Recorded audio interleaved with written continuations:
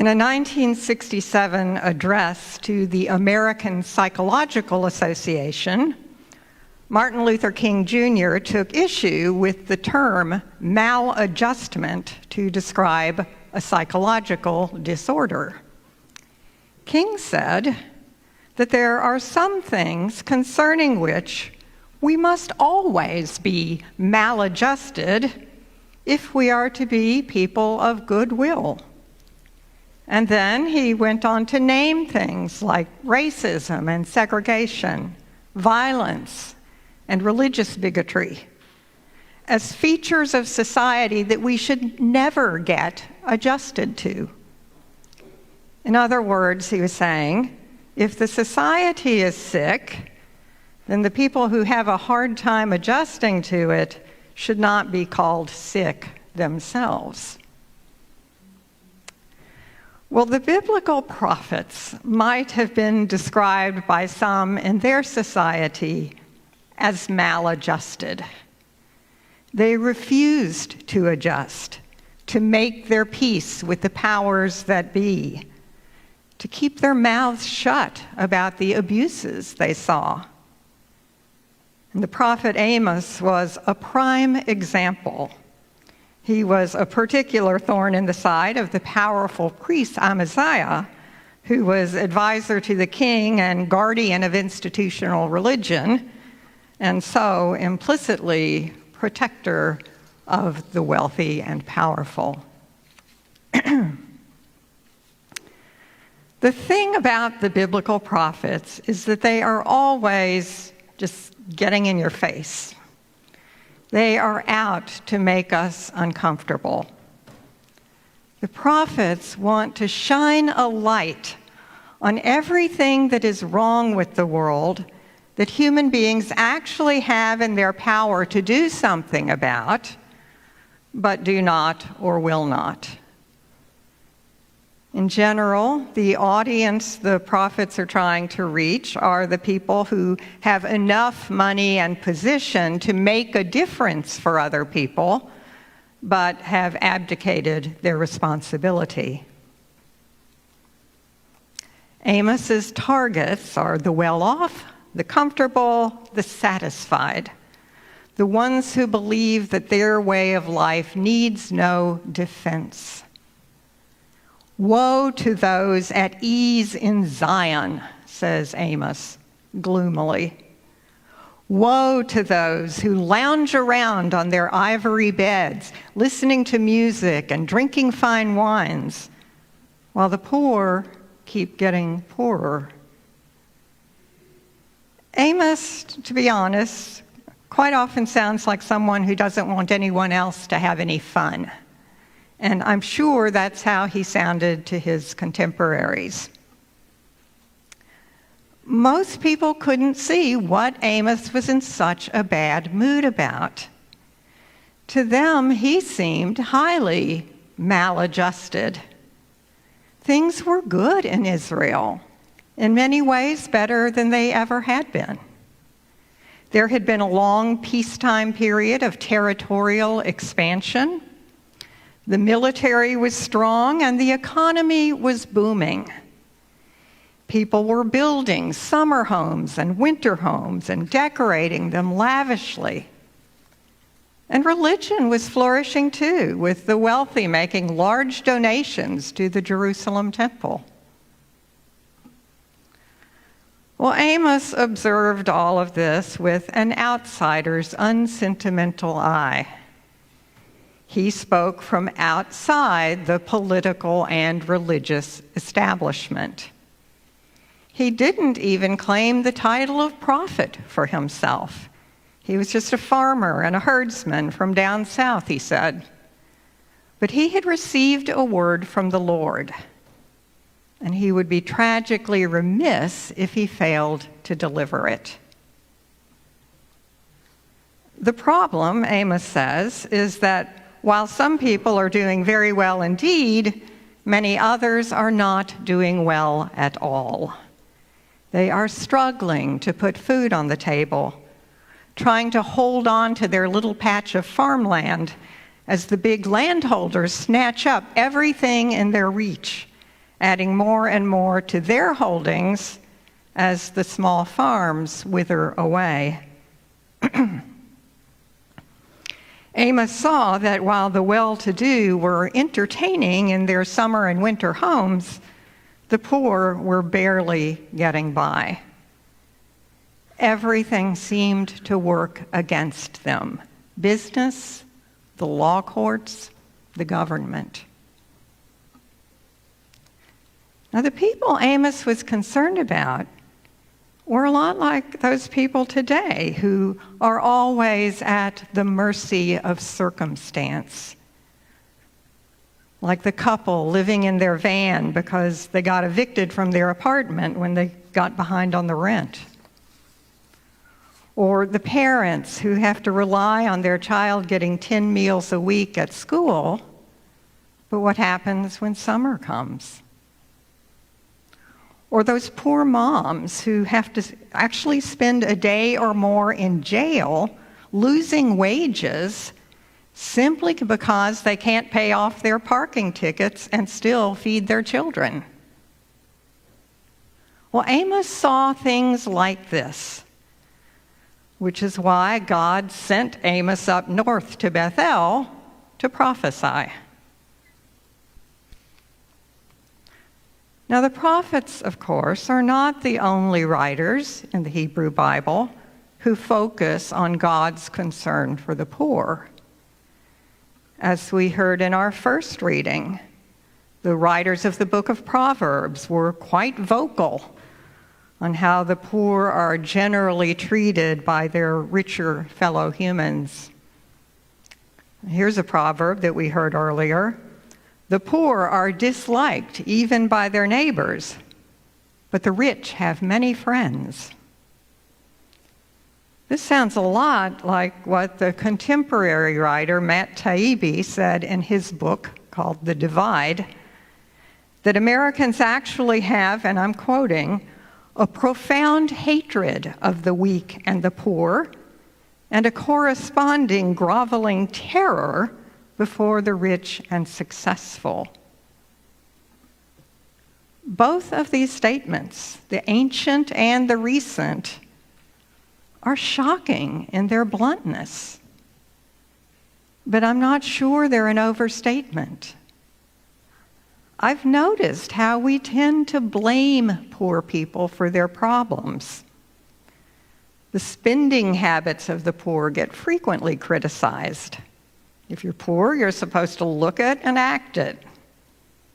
Any spending on small luxuries or entertainments is seen as wasteful. I remember when cell phones were a relatively new commodity, I would hear people speak disapprovingly of poorer people who had them. If they're poor, how can they afford this fancy technology? But for the poor, cell phones are literally a lifeline to a possible job opening or an offer of housing assistance. When you're in precarious circumstances, you need to be near a phone at all times. In an essay called The Price of Fabulousness, the sociologist Tressie Cottom has written about how poor women will forego what we would call necessities in order to dress well. Not because poor women are frivolous, but because being well-dressed buys you respectability, which is something that the poor seldom get to enjoy. If you dress well, even a bit luxuriously, to apply for a job or an apartment, you may be improving your chance of getting it. And if you're wearing an expensive blouse or pair of shoes, nobody knows that you have only one meal a day while you're saving for these items. And that meal may be a bowl of cereal or a package of peanut butter crackers. At the heart of statements about the poor decisions poor people make, Cottom writes, is a belief that we, the hardworking, sensible, not poor, would never be like them. But, she writes, you have no idea what you would do if you were poor until you are poor. Let's listen again to another proverb. If you close your ear to the cry of the poor, you will cry out and not be heard. Amos says essentially the same thing. Amos believed that our spiritual lives cannot be separated from our social and economic lives, that economic decisions have spiritual consequences, and that in a society where some are suffering disproportionately now, sooner or later, all will be suffering. Here's one more. The rich and the poor have this in common. The Lord is the maker of them all. And this proverb is really at the heart of the prophet's indictment of the rich and powerful. It's not their wealth itself, but their failure to recognize their common humanity with the people living on the margins of society, eking out a living while their richer and luckier neighbors enjoy pleasures and luxuries. To ignore the poor, Amos would say, to blame them for their problems and refuse to lend a hand to help them, is a failure of neighbor love of the highest order. And it's nothing short of a catastrophe. In his 2023 book called Poverty by America, Matthew Desmond notes that the U.S. has more poverty than any other advanced democracy. Almost 1 in 9 Americans, including 1 in 8 children, lives in poverty. And he writes, if America's poor founded a country, that country would have a bigger population than Australia or Venezuela. But we collectively have apparently made a decision as a nation to accept that level of poverty.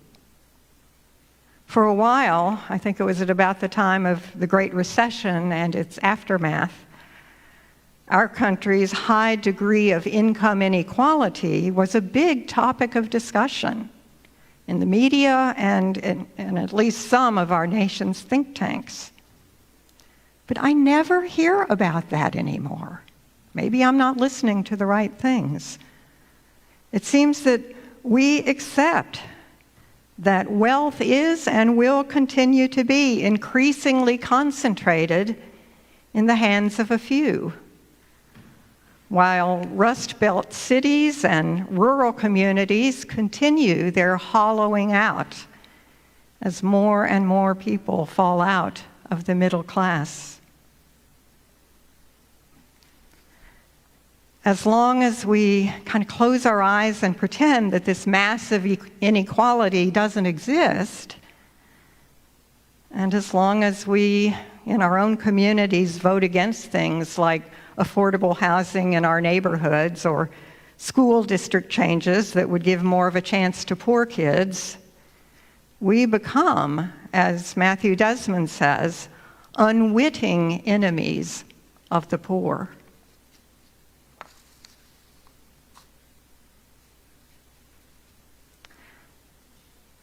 Now, I realize that on a day like today, the morning after an attempted assassination of a presidential candidate, it may seem untimely and irrelevant to talk about the plight of the poor in our country.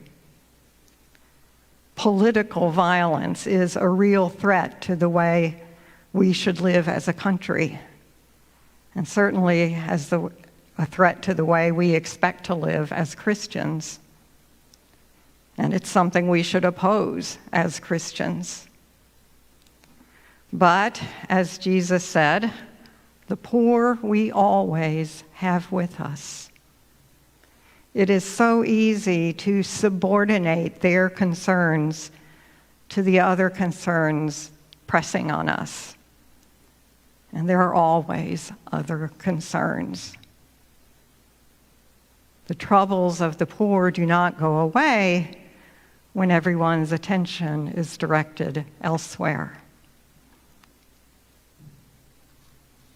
The biblical prophets, Amos and most of the others, wanted nothing more and nothing less than to adjust people's attitudes, to help them see beyond our own desires and circumstances to a larger world, the world in which every human being, including the ones Jesus called the least of these, is a matter of deep concern to God. Prophets like Amos can be inconvenient, often obnoxious, and definitely in your face.